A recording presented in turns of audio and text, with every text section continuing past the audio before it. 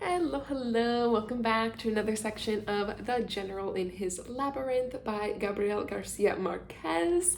Great to have you here. If you're new here, hi, I'm Julie. I read books over here. We are getting rather close to the end of this one. So if you're enjoying this book so far and haven't subscribed yet, subscribe so you can catch the end. And also stay tuned for the announcement of our next read very soon. Typically I do like a fiction, nonfiction, so I think I'm gonna try to pick a nonfiction for our next one. So I haven't fully decided, so if you have any burning suggestions that you really would like to have read that are nonfiction, leave them in the comments. I may consider them. But anyway, we are going to get into this next section. We're on page 181 at the top of the page. And yeah, I think we're going to get through this like technical chapter. I think it's like technically chapter 6, and then a few pages into the next chapter. So let's jump in. Top of page 181. One rainy night, when he awoke from a restless sleep in the house at the foot of La Popa, the general saw a young girl sitting in a corner of the bedroom and wearing the rough burlap tunic of a lay evangelical congregation, her hair adorned with a crown of shining fire beetles. During the colonial period, European travelers were amazed to see Indians lighting their way with a flask full of fire beetles that later became a Republican fashion, when women used them as shining garlands on their hair, as diadems of light on their foreheads, as phosphorescent brooches on their bosoms. The girl who came into the bedroom that night had them sewn in a band that illuminated her face with a phantasmal light. She was languid and mysterious. Her hair was graying at the age of 20, and he soon detected the marks of the virtue he valued most in a woman: untamed intelligence. She had come to the grenadiers' camp to offer herself for any purpose, and she seemed so extraordinary to the officer on duty that he sent her with Jose Palacios in case he might be interested in her for the general, who invited her to lie down beside him, for he did not have the strength to carry her to the hammock. She removed the headband, placed the fire beetles inside a stalk of sugar cane she carried with her, and lay down at his side. After a desultory conversation, the general dared to ask her what they thought of him in Cartagena. "They say your excellency is well, but pretends to be sick so people will feel sorry for you," she said. He took off his nightshirt and asked the girl to examine him by the light of the candle. Then she gained thorough knowledge of the most ravaged body one could imagine: the meager belly, the ribs pushing through the skin, the legs and arms reduced to mere bone, all of it enclosed in a hairless hide as pale as death, except for the face, which was so weathered by exposure to the elements that it seemed to belong to another man. "The only thing lacking is for me to die," he said. The girl persisted. "People say you've always been like this, but now it suits you to let them know about it." He did not concede to her testimony. Continued to offer conclusive proofs of his illness, while she drifted in and out of an easy slumber and answered him as she slept without losing the thread of the dialogue. He did not even touch her all night. It was enough for him to feel the warm sun of her adolescence. Then, just outside the window, Captain Iturbide began to sing. "If the tempest continues and the hurricane blows, put your arms around my neck, let the sea swallow us." It was a song from another time, when his stomach could still endure the awful evocative power of ripe guavas and the rigors of a woman in the dark. The general and the girl listened to it together, almost with devotion, but she fell asleep in the middle of an unquiet stupor. In the middle of the next song, and a short while later he fell into an unquiet stupor. The silence was so pure after the music that the dogs began to bark, when she stood and tiptoed away in order not to awaken the general. He heard her feeling for the latch in the dark. "You're leaving a virgin," he said. She answered with a festive laugh. "No one is a virgin after a night with your excellency." She left, as they all did. For of all the women who passed through his life, many of them for a few brief hours, there was none to whom he had even suggested the idea of staying. In his urgencies of love, he was capable of changing the world in order to go to them. Once satisfied, he was content with the illusion that he would keep them in his memory, give himself to them from a distance in passionate letters, send them extravagant gifts to protect himself from oblivion, but with an emotion that resembled vanity more than love. He would not commit the least part of his life to them. As soon as he was alone that night, he got up to join Iturbide, who was still talking with other officers around the fire in the patio. He had him sing until dawn, accompanied on the guitar by Colonel Jose de la Cruz Paredes, and because of the songs he requested, all of them realized he was in a bad humor. He had returned from his second trip to Europe with an enthusiasm for the fashionable tunes of the day, which he sang at the top of his voice and danced with insuperable grace at the weddings of well-born mestizos in Caracas. The war changed his taste. The romantic, popular songs that had led him by the hand through the countless doubts of his first love affairs were replaced by sumptuous waltzes and triumphal marches. That night in Cartagena, he again requested the songs of his youth, some so old he had to teach them to Iturbide, who was too young to remember them. The audience slipped away as the general bled inside, and he was left alone with Iturbide beside the embers. It was a strange night, without a star in the sky, and a sea wind was blowing, heavy with the weeping of orphans and the fragrance of decay. Iturbide was a man of great silences, as inspired in his unblinking contemplation of frozen ashes as in his ability to sing all night without stopping. The general, as he poked the fire with a stick, broke the spell. "What are they saying in Mexico?" "I don't have anyone there," said Iturbide. "I'm an exile." "All of us here are exiles," said the general. "I've lived in Venezuela only 6 years since this began, and the rest of the time has been spent heading off calamities in half the world. You can't imagine what I'd give right now to be eating an hervido in San Mateo." His mind must have truly flown away to the sugar mills of his childhood, for his silence was deep as he watched the dying fire. When he spoke again, he was back on solid ground. "The damn problem is that we stopped being Spaniards, and then we went here and there and everywhere in countries that changed their names and governments so much from one day to the next, we don't know where the hell we come from," he said. He contemplated the ashes again for a long time and asked in a different tone of voice, "And since there are so many countries in this world, how did it occur to you to come here?" Iturbide's answer had a long preamble. "At military school, they taught us to make war on paper," he said. "We fought with little lead soldiers on plaster maps. On Sundays, they would take us to the nearby meadows, along with the cows and the ladies coming back from mass, and the colonel would shoot the cannons so we could grow accustomed to the shock of the explosion and the smell of gunpowder. Imagine, the most famous teacher was a disabled Englishman who taught us how to fall off our horses when he was killed, or when we were killed." The general interrupted him. "And you wanted real war?" "Your war, General," said Iturbide.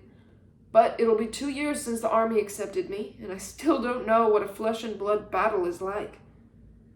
The general still had not looked him in the face. "Well, you chose the wrong destiny," he said. "The only wars here will be civil wars, and those are like killing your own mother." From the shadows, Jose Palacios reminded him that it was almost on. Then he scattered the ashes with the stick, and as he stood up, clutching Iturbide's arm, he said, "If I were you, I'd get out of here as fast as I could before dishonor caught up with me." Until the day he died, Jose Palacios insisted that the house at the foot of La Popa was possessed by evil spirits. They were still settling in when the ship's officer, Jose Tomas Machado, arrived from Venezuela with the news that several military cantonments had disavowed the separatist government and that a new party in favor of the general was gaining strength. He received Machado alone and listened to him with attention, but he was not very enthusiastic. "The news is good, but it comes too late," he said. "And as for me, what can a poor invalid do against the whole world?" He gave instructions to lodge the emissary with all honors, but he did not promise him a reply. "I do not expect health for our native land," he said. Nevertheless, as soon as he said goodbye to Captain Machado, the general turned to Carreño and asked him, "Did you locate Sucre?" Yes. He had left Santa Fe to Bogota in the middle of May in a rush to spend his Saint's Day with his wife and daughter. "He left in plenty of time," concluded Carreño, "because President Mosquera passed him on the Popayan road." "I can't believe it," said the general, surprised. "He traveled by land?" "That's right, General." "Merciful God," he said. It was a presentiment. The same night he received the news that on June 4th, Field Marshal Sucre had been ambushed and assassinated by a bullet in the back as he was traveling the dark stretch of road at Berriocos. Montilla arrived with the bad news when the general had finished his evening bath, and he had not listened to the entire report.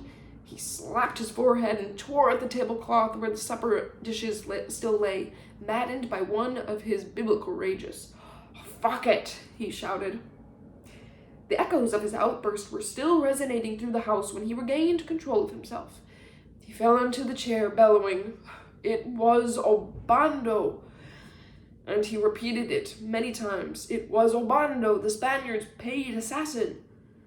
He referred to General Jose Maria Obando, the commander of Pasto on the southern frontier of New Granada, who had thus deprived the general of his only possible successor and assured for himself the presidency of the republic that had been cut to pieces in order to hand it over to Santander.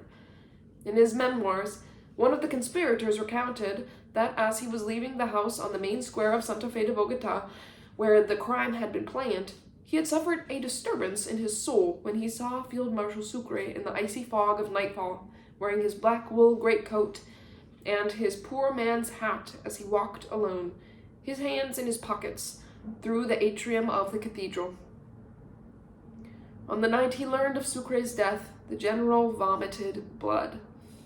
Jose Palacios hid the fact, as he had in Honda, when he surprised the general on all fours washing the bathroom floor with a sponge. He kept the two secrets without being asked to, thinking it was not appropriate to add more bad news when there was already so much of it. On a night like this, in Guayaquil, the general had become aware of his premature aging. He still wore his hair down to his shoulders, and for convenience tied it at the back of his neck with a ribbon for his battles in war and in love. But on that occasion, he realized his hair was almost white, and his face was withered and sad. "If you saw me, you wouldn't recognize me," he had written to a friend. "I'm 41 years old, but I look like an old man of 60. That night, he cut his hair. A short while later, in Potosi, trying to hold back the gale winds of fugitive youth escaping between his fingers, he shaved off his mustache and sideburns. After the assassination of Sucre, he had no further dressing table artifices to hide his age. The house at the foot of La Popa sank into mourning.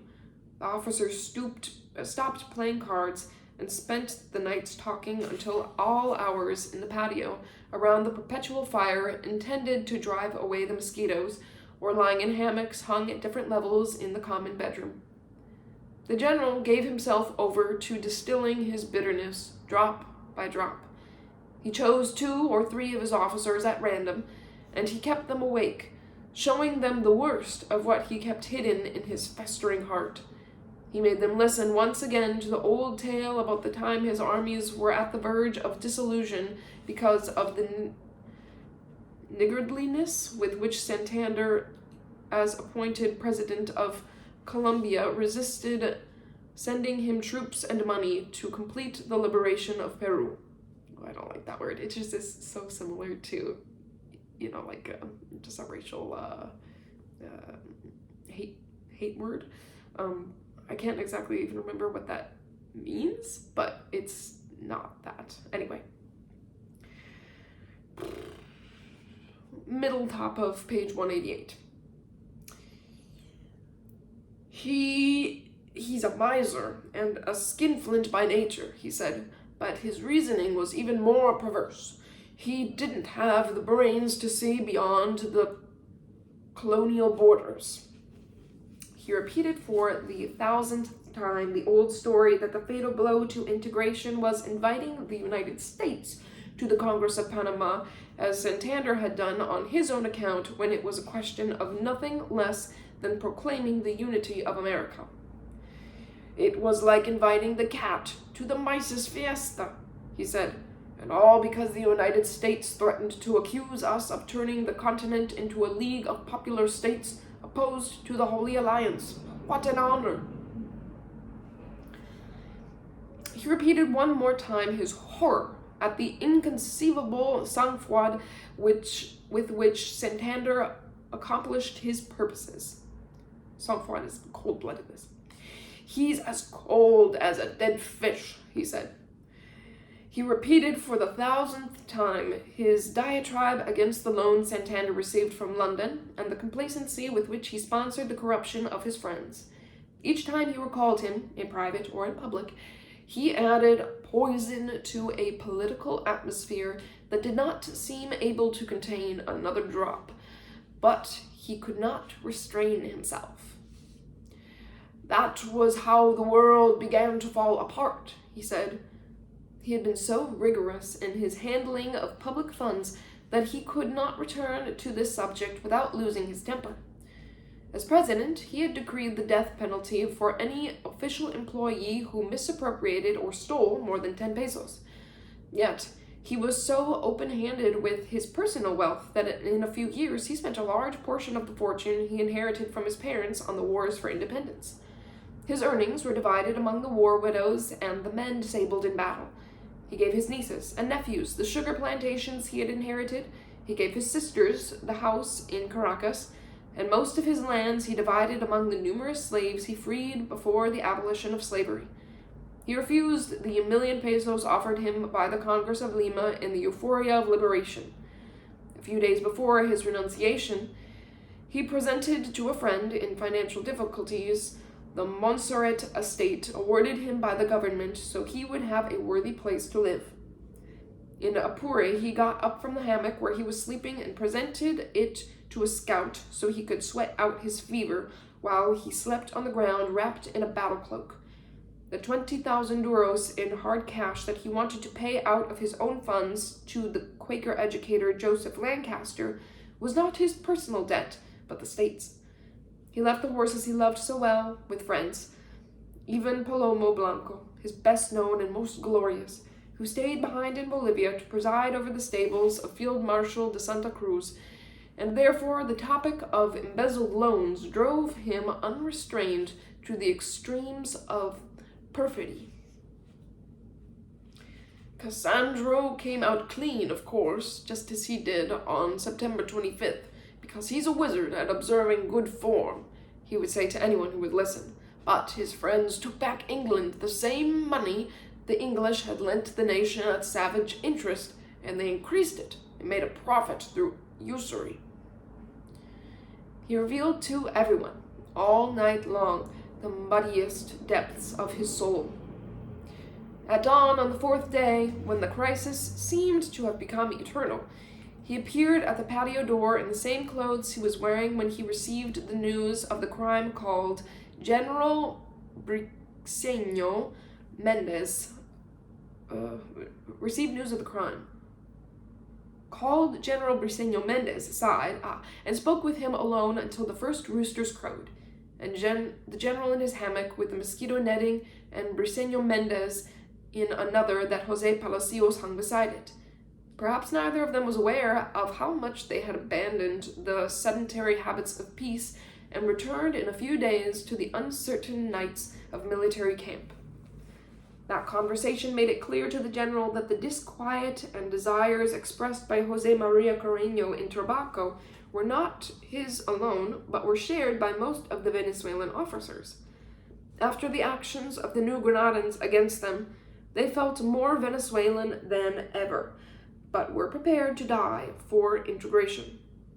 If the general had ordered them to fight in Venezuela, they would have hurried there in droves, and Briceño Mendez would have been the first. Those were the worst days.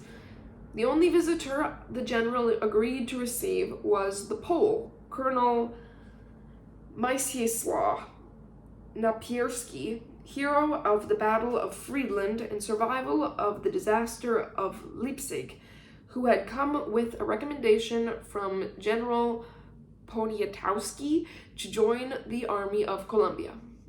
"You've come too late," the general had told him. "There's nothing left here." After the death of Sucre, there was less than nothing.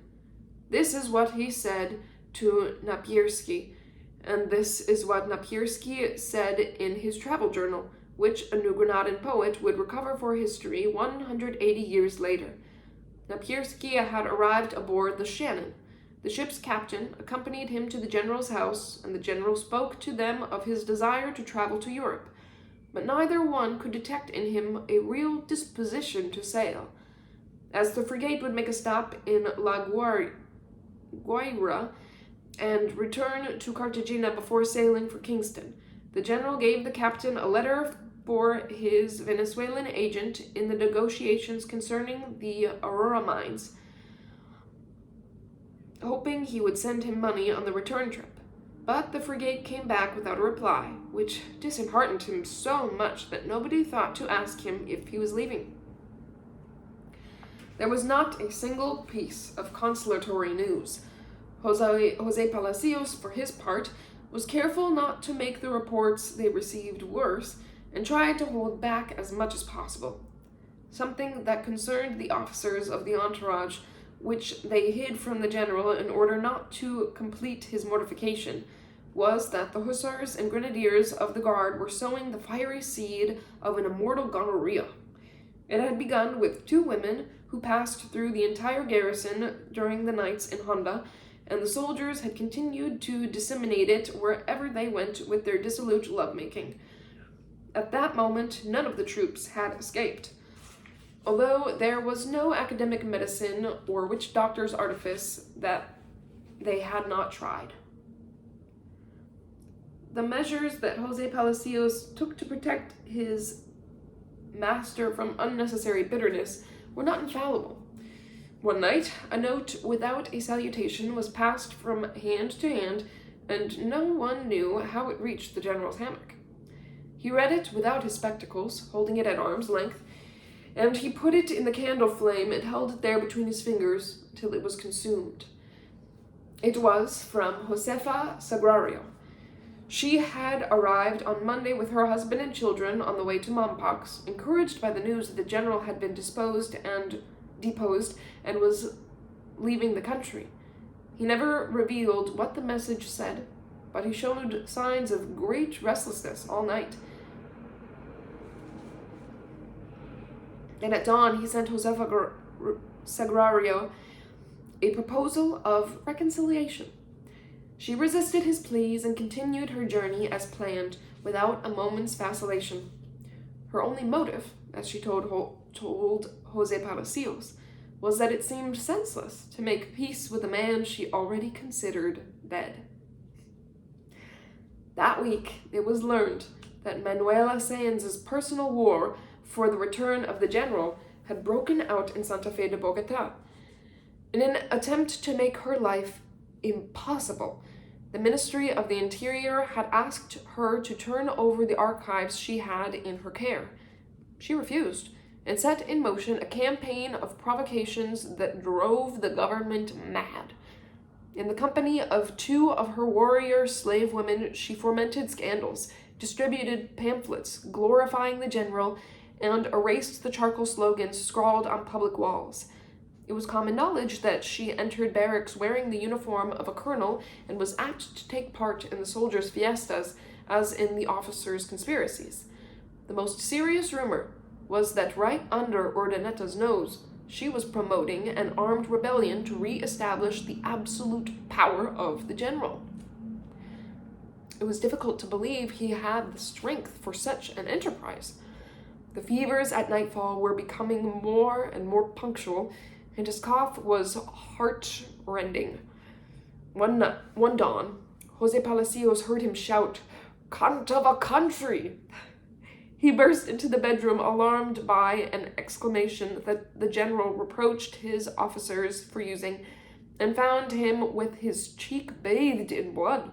He had caught himself shaving, and he was not as indignant as the mishap itself as at his own clumsiness. The apothecary who treated him, brought in on an emergency call by Colonel Wilson, found him in such disrepair that he tried to calm him with some drops of belladonna. The general stopped him short. "Let me be," he said. "Despair is the health of the damned." His sister, Maria Antonia, wrote to him from Caracas. "Everyone complains about your refusing to come home and settle this disorder," she said. The village priests had decided in his favor. Desertions from the army were uncontrollable, and the mountains were full of armed men who said they wanted no one but him.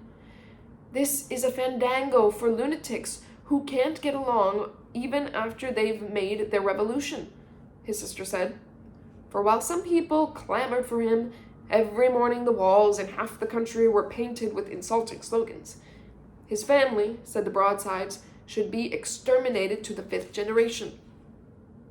The coup de grace came from the Congress of Venezuela meeting in Valencia, who crowned their deliberations with a resolution for definitive separation and a solemn declaration that there would be no agreement with New Granada and Ecuador as long as the general remained in Colombian territory.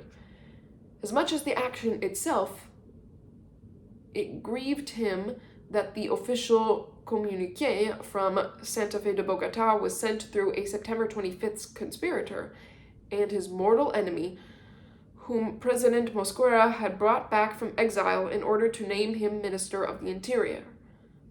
"I must say that this is the event that has affected me most in my life," said the general. He spent the night dictating different versions of his reply to a variety of secretaries, but his rage was so great that he fell asleep. At dawn, after a disturbed sleep, he said to Jose Palacios, "The day I die, the bells in Caracas will ring in jubilation." That was not all that happened. When he heard the news of the general's death, the governor of Maracaibo would write, "I hasten to share the news of this great event which beyond all doubt will produce untold benefits for the cause of liberty and the well-being of the country. The genius of evil, the firebrand of anarchy, the oppressor of the nation, has ceased to exist." The announcement, intended at first to inform the government in Caracas, ended as a national proclamation. In the midst of the horror of those ill-fated days, Jose Palacios sang out to the general the date of his birth at 5 o'clock in the morning. 24th of July, feast day of Saint Christina, Virgin and Martyr. He opened his eyes, and once again must have been aware of himself as one chosen by adversity. It was his custom to celebrate not his birthday, but his saint's day. There were 11 Simons in the Catholic calendar of saints, and he would have preferred to be named for the one who helped Christ carry his cross, but destiny gave him another Simon, the apostle and preacher in Egypt and Ethiopia, whose day is October 28th. Once, on that date, in Santa Fe de Bogota, he was crowned with a laurel wreath during the fiesta. He removed it with good humor and placed it, along with all his malice, on the head of General Santander, who accepted it without changing his expression. But he reckoned his life not by his name, but by his age. 47 had a special significance for him, because on July 24th of this previous year, in the midst of bad news from all sides and the delirium of his pernicious fevers, he had been shaken by a presentiment, he, who never admitted the reality of presentiments.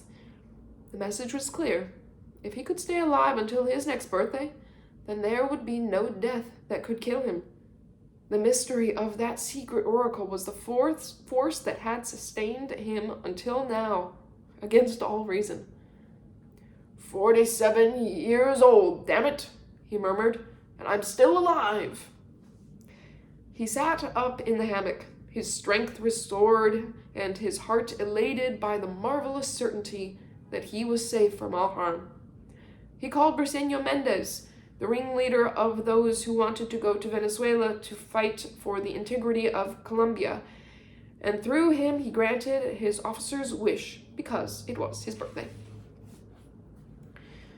Starting with the rank of lieutenant, he said, let everyone who wants to fight in Venezuela pack up his gear. General Briceño Mendez was the first. Another 2 generals, 4 colonels, and 8 captains from the Cartagena garrison joined the expedition. But when Carreño reminded the general of his earlier promise, he told him, "You're reserved for a higher destiny." 2 hours before their departure, he decided that Jose Laurencio Silva should go as well, for he had the impression that the rust of routine was worsening his obsession with his eyes. Silva declined the honor. "The idleness is also a war, and one of the most difficult," he said, "and therefore I'll stay here, if my general does not order otherwise." On the other hand, Iturbide, Fernando, and Andres Ibarra were denied permission to join the others. "If you leave it, it will be to another destination," the general told Iturbide. He informed Andres, with strange reasoning, that General Diego Ibarra was already in the struggle, and 2 brothers were too many for the same war. Fernando did not even volunteer, because he was sure he would receive the same answer he always did. "A man must be whole to go to war, but he cannot allow his 2 eyes and right hand to go without him." He resigned himself with the consolation that this answer was, in a certain sense, a kind of military distinction. Montilla brought the travel funds on the same night they were approved, and he took part in the simple ceremony in which the general said goodbye to each of them with an embrace of a few words. They left one by one, taking different routes, some headed for Jamaica, others for Curacao, others for Guajira, and all wearing civilian clothes, without weapons or anything else that could betray their identity, just as they had learned to do in their clandestine actions against the Spanish. At dawn, the house at the foot of La Popa was a dismantled barracks. But the general was sustained by the hope that a new war would make the laurels of long ago green again. And that's the end of that chapter 6. Got a little tea here.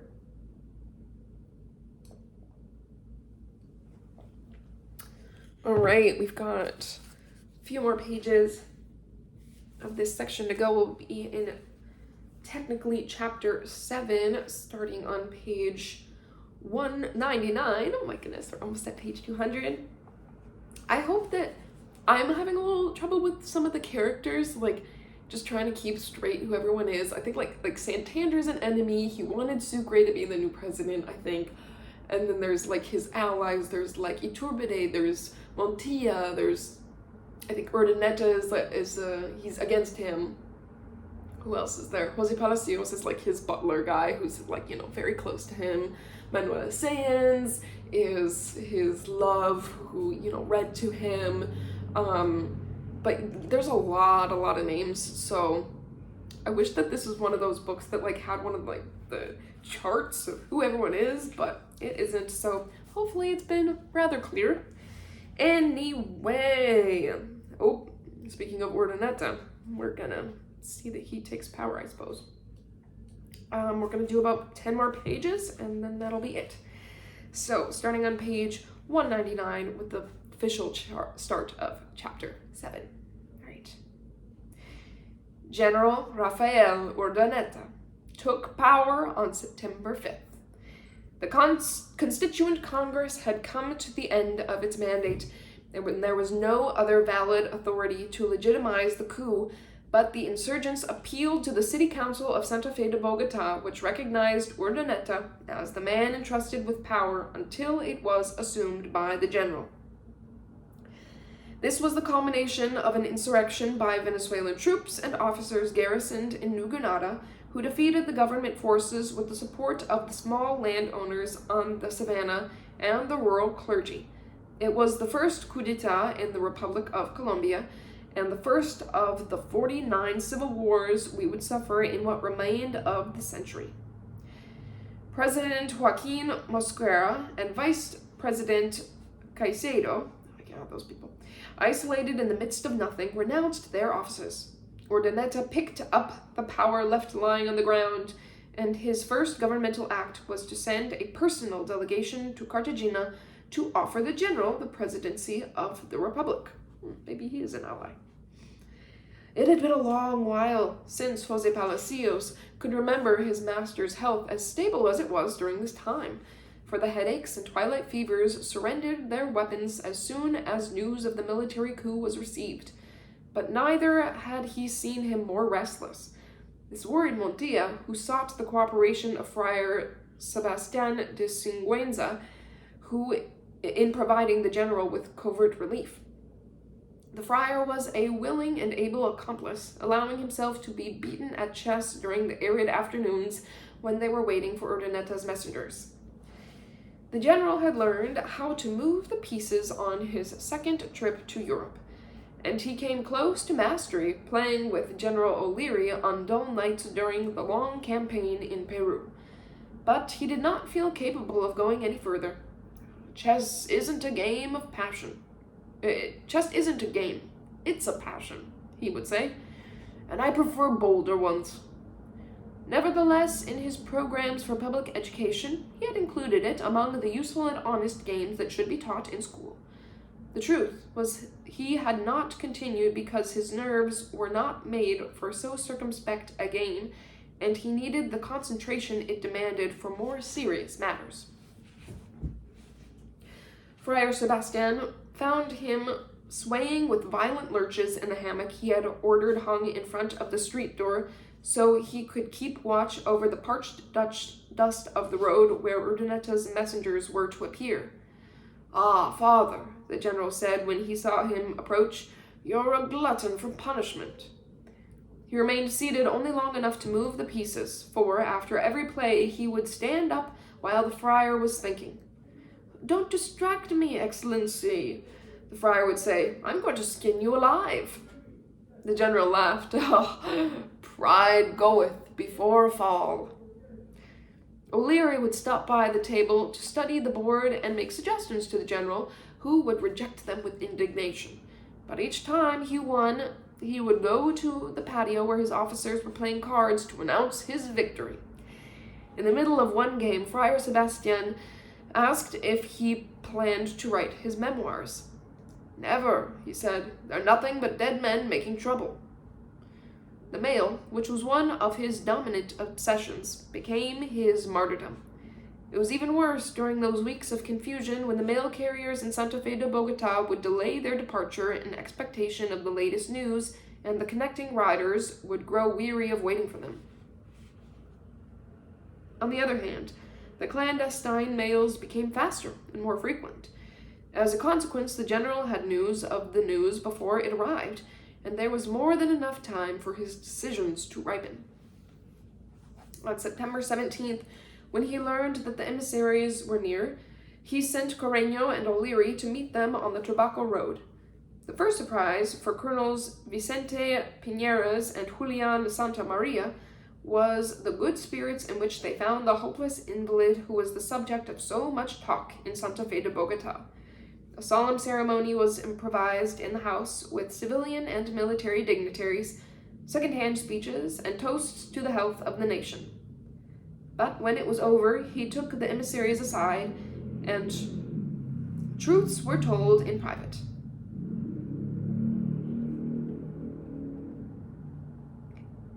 Colonel Santa Maria, who found solace in melodrama, struck the culminating note. If the general did not accept command, the most awful anarchy would break out in the country. The general was evasive. "Existence comes before modifications," he said. "We won't know if there's a nation or not until the political horizon clears." Colonel Santa Maria did not understand. I mean that the most urgent matter is to reunify the country by force of arms, said the general. But the road begins in Venezuela, not here. From then on, that would be his fixed idea, to begin again from the beginning, knowing that the enemy was not external, but inside the house. The oligarchies in each country, represented in New Granada by the Santanderists and by Santander himself, had declared war to the death against the idea of integrity, because it was unfavorable to the local privileges of the great families. This is the real cause, the only cause of the war of dispersion that is killing us, said the general, and the saddest part is that they think they're changing the world when they're really perpetuating the most reactionary thought in Spain. He drew breath and continued, I know I'm ridiculed because in the same letter, on the same day, and to the same person, I say first one thing, and then the opposite because I approved the plan for monarchy, or I didn't approve it, or somewhere I agreed with both positions at the same time. He was accused of being capricious in the way he judged men and manipulated history. He was accused of fighting Fernando VII and embracing Maurier, of waging war to the death against Spain and promoting her spirit, of depending on Haiti in order to win the war and then considering Haiti a foreign country in order to exclude her from the Congress of Panama, of having been a Mason and reading Voltaire at Mass, but of being the paladin of the church, of courting the English while wooing a French princess, of being frivolous, hypocritical, and even disloyal because he flattered his friends in their presence and denigrated them behind their backs. Well, all of that is true, but circumstantial, he said, because everything I've done has been for the sole purpose of making this continent into a single independent country, and as far as that's concerned, I've never contradicted myself or had a single doubt. And he concluded in pure Caribbean, all the rest is bullshit. In a letter he sent 2 days later to General Briceño Mendez, he wrote, I have not wanted to accept the command conferred on me by events because I do not want to appear to be the leader of rebels or be named by dint of the victor's military might. Nevertheless, in 2 letters he dictated that same night to Fernando and sent to General Rafael Urdaneta, he was careful not to be so radical. The first was a formal reply, and his solemnity was far too evident, beginning with the salutation, Most excellent sir. He justified the coup because of the anarchy and lawlessness that prevailed in the Republic following the dissolution of the previous government. In such cases the people are not deceived, he wrote, but there was no possibility of his accepting the presidency. All he could offer was his willingness to return to Santa Fe de Bogota to serve the new government as a simple soldier. The other was a private letter, and he indicated this at the outset. My dear General, it was extensive and explicit, and it did not leave the slightest doubt regarding the reasons for his hesitancy. Since Don Joaquin Mosquera had not renounced his title, he could claim recognition as the legal president tomorrow, making the general a usurper, and so he reiterated what he had said in the official letter. As long as there was no clear mandate from a legitimate source, there was no possibility of his assuming power. The 2 letters were sent by the same mail along with the original copy of a proclamation in which he asked the country to forget its passions and support the new government. But he distanced himself from any commitment. Although I may seem to offer a good deal, I offer nothing, he would say later, and he recognized that he had written some words with the sole object of flattering those who wanted him in office.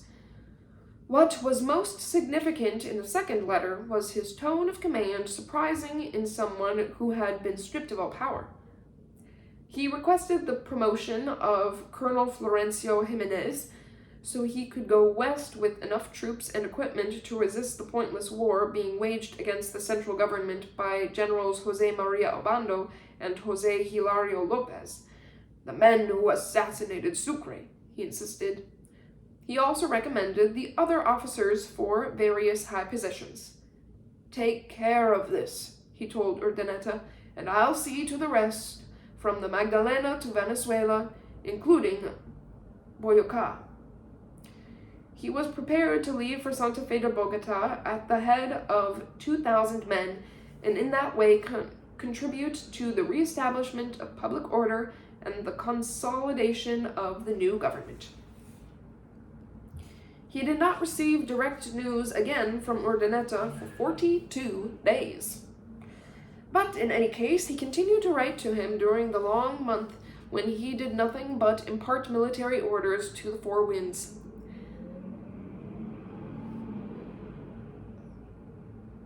The ships came and went, but there was no more talk of the voyage to Europe, although he brought it up from time to time as a way of exerting political pressure. The house at the foot of La Popa was turned into headquarters for the entire country, and few military decisions during those months were not inspired or made by him from his hammock. Step by step, almost without intending to, he also became involved in decisions that went beyond military affairs. He even concerned himself with trivial matters, such as finding a position in the mail offices for his good friend Senor Tatis, or returning General Jose Ucros to active service because he could no longer endure peace at home. During this time, he repeated one of his old phrases with renewed emphasis. "I'm old, sick, tired, disillusioned, harassed, slandered, and unappreciated." Nevertheless, no one who saw him would have believed it. For while he seemed to twist and turn like a scalded cat only to strengthen the government, in reality, he was planning with the authority and power of the commander-in-chief each piece of the detailed military strategy with which he proposed to regain Venezuela, and from there begin to restore the largest alliance of nations in the world. A more propitious moment could not have been imagined. New Granada, with the Liberal Party in defeat and Santander anchored in Paris, was safe in Urdaneta's hands. Ecuador was assured by Flores, the same ambitious, contentious Venezuelan leader who had separated Quito and Guayaquil from Colombia in order to create the new republic, but whom the general was certain of bringing back to the cause after he defeated Sucre's assassins. Bolivia was secure with his friend Field Marshal de Santa Cruz, who had just offered him the post of ambassador to the Holy See, and therefore his immediate objective was to wrest the control of Venezuela from General Paez once and for all. General Paez. The general's military plan seemed aimed at launching a major offensive from Cucuta, while Paez was engaged in the defense of Maracaibo. But on September 1st, the province of Riohacha disposed its military commander, refused to recognize the authority of Cartagena, and declared itself Venezuelan. Maracaibo not only offered immediate support, but also sent in its defense the leader of the September 25th attempt, General Pedro Carujo, who had fled punishment to the protection of the Venezuelan government. Montilla brought the news as soon as he received it, but the general had already heard it, and was exultant because the Riohacha insurrection justified his mobilizing new and better forces on another front to move against Maracaibo. "And furthermore," he said, "Carujo is in our hands." That same night, he closeted himself with his officers and outlined the strategy with great precision, describing the irregularities of the terrain, moving entire armies like chessmen, anticipating the enemy's most unexpected purposes. He did not have an academic education, even comparable to that of any of his officers, most of whom had been educated at the best military schools in Spain, but he had the ability to conceptualize an entire situation down to the smallest details. His visual memory was so remarkable that he could describe an obstacle seen in passing many years before, and although he was far from a master of the arts of war, no one surpassed him in inspiration. At dawn, the plan was finished. It was thorough and ferocious and so visionary that the attack on Maracaibo was planned for the end of November, or if worse came to worse, the beginning of December. When the final revision was completed at 8 o'clock on a rainy Tuesday morning, Montilla pointed out the noteworthy absence of a New Granadan general in the plan. "There isn't one from New Granada who's worth anything," the general said. "Those who aren't incompetent are scoundrels." Montilla hastened to sweeten the conversation. "And you, General, where will you be going?" "Right now, I don't care if it's Cucuta or Riohacha." He turned to leave, and General Carreño's hard frown reminded him of the promise he had not kept several times over. The truth was, he wanted to have him at his side at any cost, but could no longer bear his restlessness. He gave him his usual pat on the shoulder and said, "Word of honor, Carreño, you're going too." The expeditionary force of 2,000 men set sail from Cartagena on September 25th, a date that seemed chosen for its symbolism. It was under the command of Generals Mariano Montilla, Jose Felix Blanco, and Jose Maria Carreño, each of whom had a separate commission to find a country house in Santa Marta where the general could follow the war at close range while he recovered his health. He wrote to a friend, "In 2 days I leave for Santa Marta to take some exercise, to escape the ennui in which I find myself, and to improve my disposition." No sooner said than done. On October 1st, he set out on the journey.